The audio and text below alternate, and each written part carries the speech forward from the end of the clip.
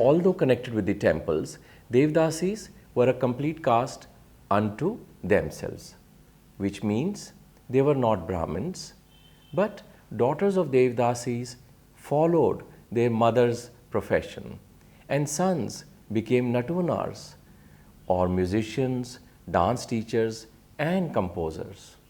Many Natuvnars took the surname Pillai and were respectable and known for their worth in art. These musicians and dance teachers have jealously guarded or preserved the art, as we call gharana or traditional art. And throughout the centuries, they maintained these traditions and guarded these art within their own families. Many of them were illiterate and so had no access to formal education or literature connected with the arts. Illiteracy did not mean formal degree or institutionalized learning, but it meant natural learning from within the families.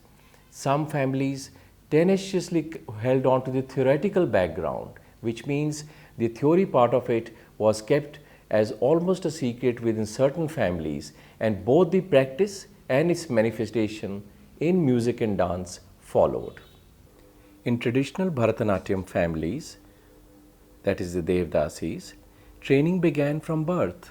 A girl child was inducted into basic music and dancing from the time she could start, say 5 to 7 years of age. In fact, by the time these girls were in their teens, some like Bhanumati and her cousin Varalakshmi both became full-fledged dancers of repute. Down the ages, the Devadasis traditionally took to dancing Sadir or Bharatanatyam, whatever one may call it, with the transmission occurring from mother to daughter. They performed in temples and outside. The chain of preservation was maintained by them alone until others entered the arena. Unlike most married women who did not have economic control or even their own children, Devadasis were economically independent. They managed their own finances. The head of a Devadasi family was the oldest female member, known as the Takrivavi, Thurston said in 1909. The Taikirivai also exerted her control over the artistic training of members of the family. Sons of Devadasis, being independent on their mothers rather than their fathers, were generally regarded as inferior to daughters. Women made all major decisions regarding the household, including controlling the finances, notes Amrit Srinivasan, 1984. In a joint family, the earnings of all its members were shared. Because family wealth lay in artistic knowledge as well as the beauty and attractiveness of the women, men were often required to give artistic support to the female members of the family. This usually meant being part of a musical accompaniment for their dance. The sons of Devadasis became dance teachers or musicians. Many of the men in the Devadasi community could not marry, either because of shortage within the community, because well over half became dedicated Devadasis, or because they lacked the financial security. A significant number had to postpone their marriage till they were established as dance teachers or musicians. Some of them became independent enough to move out of female-dominated joint family and establish a separate residence. It was rare to find a Devadasi family with a married son still living with them.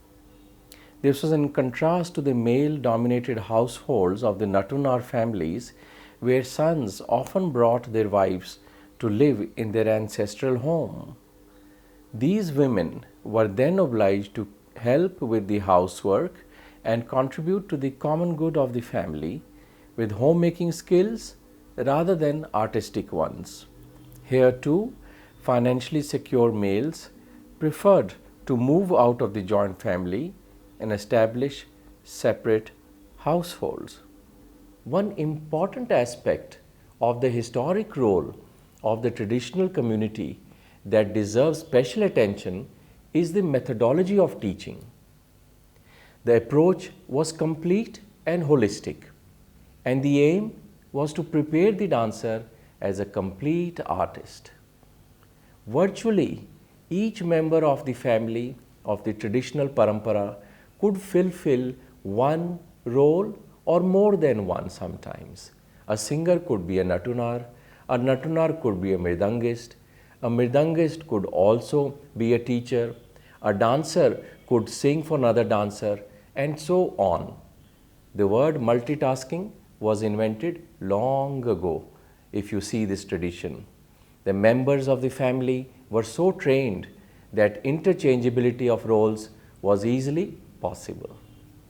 The system was codified through generations of family staying together and passing it from one to another. This also meant they lived together in one cluster, one village, or one area. This meant the male members took to conducting the teaching of dance, while female members took to music and household duties. This led to clear division of labor and work. The system of such teaching and performing meant being bound to one person or place. This is how then later the Bani-s or each school or tradition or gharana in Bharatanatyam came up, called Bani-s. Much later, these families broke up and went their own ways. It meant Natunars came to cities and became gurus, and students became teachers. It also, in the long run, meant separating music from dance. Why has the individuality of the past given way to the sameness of today? Perhaps the answer lies in the hereditary teaching methodology developed over centuries by certain families in Tamil Nadu. Sadir, the precursors of today's Bharatanatyam, was practiced by members of a particular community, the Isai Vellar. Its female members eschewed performance to sharpen their skills in Natuvangam, a composite term for teaching the classical dance genre and conducting its performance. They were the Natunars who trained the women, Devadasis, to dance at temples as part of the daily festive rites. In the royal courts, the ritual became art. Sadir was indispensable at the family functions of well-to-do officials and landowners. Social status was determined by the number and quality of the performers on such occasions. The community of dancers and dance gurus was nurtured by multi-level patronage. They were entitled to payments of cash and kind from temples they served. We hear of the appointment of the Vallur Natvanars 1,000 years ago to teach the Chola princes Kuntavai. There were impulsive gifts at courts. A monarch pleased with a bravura performance would shower the dancer with costly gems and land grants. The Natvanars too came in for praise and gifts. The scales were balanced. One group could not survive without the other. What is the difference between a Natvanar and a dance teacher? Ask the dancers themselves, and they will say that it starts with the Natvanars being treasure troves of knowledge, not book learned or theoretical, but with the heritage of a practical methodology and wisdom. Their cultural matrix and racial memory made them intuitive in teaching. They taught their students as much by what they said as by what they did not say. As the repositories of centuries of accumulated knowledge and experience, the Natvanars were greatly sought after during the Renaissance phase of Bharatanatyam in this century. They became indispensable guides to the women of the so-called good families who took up this art for the first time without any background or exposure to it. There was no other access to the art except from this singular stronghold of an oral tradition which could be imparted only in practice. During the British rule, Sadir has been looked down upon as immoral and bawdy. Social reforms banned Nach from the temples. The Devadasis suddenly lost their livelihood. The Natvanars too fell on evil days.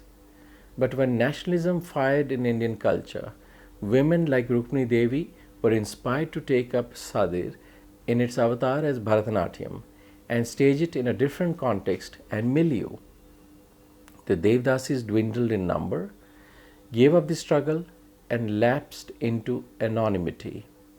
There was one Bala Saraswati to win worldwide acclaim and one Gauri Ammal to teach the techniques of Abhinaya, and add Swarna Saraswati. The system had its advantages and disadvantages like any other. It meant while roles were clearly defined, they could also be rigid. Though the Natuvnars found they were in great demand, the social stigma did not vanish at once. The fear of losing their self-respect made the Natuvnars clannish and touchy. The least misunderstanding would become a major issue. They would pack up their symbols and desert a growing institutions like Kalakshetra. Choklingam Pillai was ready to face the struggle of starting his own classes rather than accept what he deemed loss of face. Students who strayed or took help from other teachers for reasons however valid were dropped forthwith. No amount of pleading could make the Natuvnar relent and take the errant back to the fold. Before 1940, it was uncommon for a woman to perform Natuvangam. In 1943, traditional Natuvnar Choklingam Pillai withdrew his services for important Bharatanatyam recitals, the Arangetram of Chinna Sarada and Rukmini Devi's performance at Music Academy, and left Madras. So Rukmini Devi, Radha Barnier, both dancers, and S. Sarada, musician and Sanskrit scholar, took the plunge into this hitherto male domain. Necessity became the mother of invention and forced the women to break with tradition and study and perform Natuvangam. Bhairavan Pillai, who used to play the Mirdangam at Rukmini's dance recitals, came to the rescue and taught Sarda and Radha to do Natuvangam with cymbals. Rukmini Devi soon mastered the art. Necessity became mother of invention. She said, one great new thing that has come as a result of these difficulties is the complete separation of our work from the dance teachers. It is well known that they are a small clan of people who have neither believed it possible for anybody to conduct a dance performance. I have always had a determination that this should not be so. They used to think that except for the usual class of people, no one else would be able to dance. Now there are so many girls from good families who are excellent dancers. Other dancers, including Isai Velar women, soon followed their example. Today, women from a wide variety of backgrounds perform Natuvangam, and there is an increase in the number of actively performing dancers who now run schools and conduct recitals. The trauma of being beholden to the whims of the male Natuvnars from the Isai Velar community, together with the newly attained confidence that they too could perform this function, meant that from 1943 onwards, Kalakshetra, one of the major dance institutions where Bharatanatyam is taught, never again employed a Natuvnar from the Isai Velar community. Between 43 and 1980, only one Isai Velar student, T.R. Devanathan, was trained to become a Natuvnar at Kalakshetra. The 1943 incident and subsequent decisions, whether conscious or unconscious, were regarded by many as the first major step in loosening the hold that hereditary male Natuvnars exercised over female dancers. No longer would non-hereditary dancers be dependent on a professional community of Natuvnars. Within the traditional community, however, little changed. Hereditary dancers who continue to perform after the revival continue to depend on Natuvnars from their community. The system also led to creation of what we call in Bharatanatyam Bani-s. It means special characteristics and features based on the provenance. Provenance means a place, a geographical area. Either it can be a district, it can be a village, it can be a regional interpretation of that cultural importance. The three main schools of Natuvangam or Bani-s, to have come down this century were involved principally in the villages of Pandanallur, Vallur and Tanjore town itself. The first and the last share many stylistic features that are common. Both claim descent from the Tanjore quartet or Tanjore quartet as we call it, and disciples of Muthuswami Dikshitar, the brothers of Ponaiya, Chinnaiya, Sivanandan, Vadavelu, who won fame for their prowess in music and ability to compose. Today, their compositions are rarely sung on stage, but still form the backbone of the rich repertoire of their Natuvnar descendants. Later, when gurus travelled, the Bani-s went with them wherever they went, and for no longer remained limited or insular to a place specific. Many exponents of the Pandanallur style are not from Pandanallur, but Madras or Mysore or Baroda. Scholar Tenada suggests that in order to account for the present, justify it, understand it, and criticize it, the past is selectively appropriated, remembered, forgotten, or investigated. It is possible that this is what happened to Bharatanatyam. The traditional past was selectively appropriated by post-colonial nationalists by reinventing the history of the Devadasis in order to justify a revival of the dance form. While a part of the revival meant the invention of a tradition, the simultaneous adherence to tradition in terms of learning from the traditional masters, keeping the traditional repertoire while simultaneously reinterpreting it, and making monumental modernist changes is consistent with the concept of traditionalism and therefore with modernity. In addition to the removal of traditional Natuvnars and the focal shift from Krishna's sensuality to Nataraja's purity, other major changes include the spatial shift from temple to proscenium stage and a change in pedagogy. Indeed, dance underwent a profound metamorphosis from Sadir to Bharatanatyam, from untouchable to national art form and finishing school for young women of marriageable age. The revival of South Indian dance involved a revivification or bringing back to life. It was equally a repopulation, a reconstruction, a renaming, a resituation, a restoration, says Matthew Harp Allen. Finally, the presentation of Bharatanatyam was also modernized. The costumes were changed and the musicians were placed on the side of the stage rather than behind the dancers as was traditionally done. Most of the outstanding names in the field of Bharatanatyam are the students of different traditional Natuvnars, like Rukmini Devi from non-traditional family and Bala Saraswati from a traditional family. The Kalakshetra Bani, some like historian Kokar, ever Kalakshetra is not a Bani in the strict sense but mix of many teachers who taught there. Source Shanmukha 2011 is an example of a school that was founded on the training of Devdasi and Isai Vellar teachers but was liberated from the control of the traditional masters when the school began to train its own dance teachers and Natuvnars. The artistic vision of the founder Rukmini Devi has been the paramount influence. Rukmini Devi took several Bharatanatyam Banis which she studied from several hereditary practitioners and evolved her own interpretation based on those elements which she felt were most aesthetically pleasing. Essentially, she selected dances and themes from the traditional repertoires but made adjustments according to the perceptions of how the dance should be taught and performed. These reflected her own aesthetic criteria.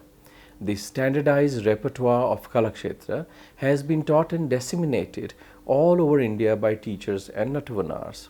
This is an advantage for dancers who travel from Madras because it was relatively easy to assemble an orchestra that is familiar with the Kalakshetra repertoire. I am sure Rukmini Devi had a lot of admiration for someone like Bala Saraswati, but publicly people drew lines between them saying that one stands for Sringaram and the other for Bhakti, and the two didn't meet. Did they think that Balaswati had no bhakti, or that Rukmini Devi, with all the work she did in her dance dramas, had no Shringaram? It depends on what your idea of Shringaram is, says her student Leela Sampson. Bala Saraswati was a ninth generation descendant born into a Devadasi family whose traditions of music and dance were the focus of life for generations. Her grandmother's grandmother, Kamakshi Ammal, danced and sang in the court of Tanjore. Her great grandmother Sundara Ammal was a musician. So too her grandmother Veena Dhanammal and her mother Jayamal. Most of the artists in Bala's family in recent generations have been musicians rather than dancers. Veena Dhanammal was trained in the musical styles of Muthuswami Dikshitar and Shyama Sastri. It is her interpretation of the music which has been perpetuated through Bala's family, and her training which has influenced her interpretation of her Padam repertoire. Bala Saraswati herself began her life in a world of music and made her public debut at 7. Her relatives were almost all musicians. Therefore, the child who became the world's most revered dancer of Bharatanatyam was immersed in the finest musical atmosphere from the beginning. In her later years, Bala devoted her time and pleasures to singing. Bala sang, accompanied and taught her daughter Lakshmi her own immense repertoire, spent her time exploring, researching, learning new items, and generally surrounding herself with her music. She received honors as a musician from the established society in India. If the world knew her as a dancer, she was, first and last, a musician as well. Her grandson Anirudh Knight continues the Bala Saraswati Bani. The revival of Bharatanatyam marked a watershed in the presentation of classical dance in South India. Popular conception today is that this defunct art was taken away from the brink of extinction by a group called revivalists.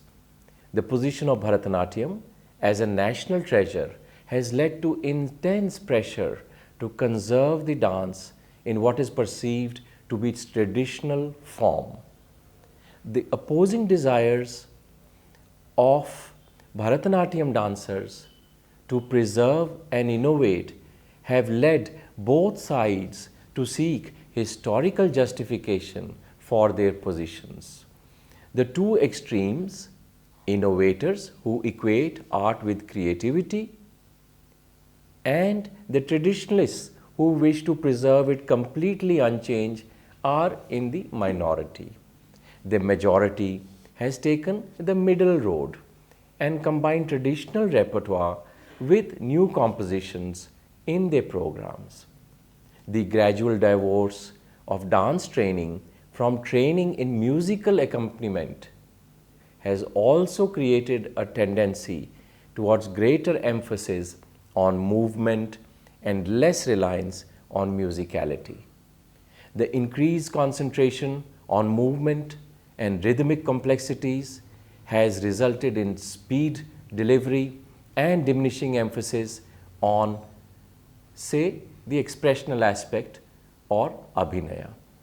Because Bharatanatyam has moved a long way from its origins, geographically, socially, artistically, there has been some recreation involved in the establishment of the dance that we now see today.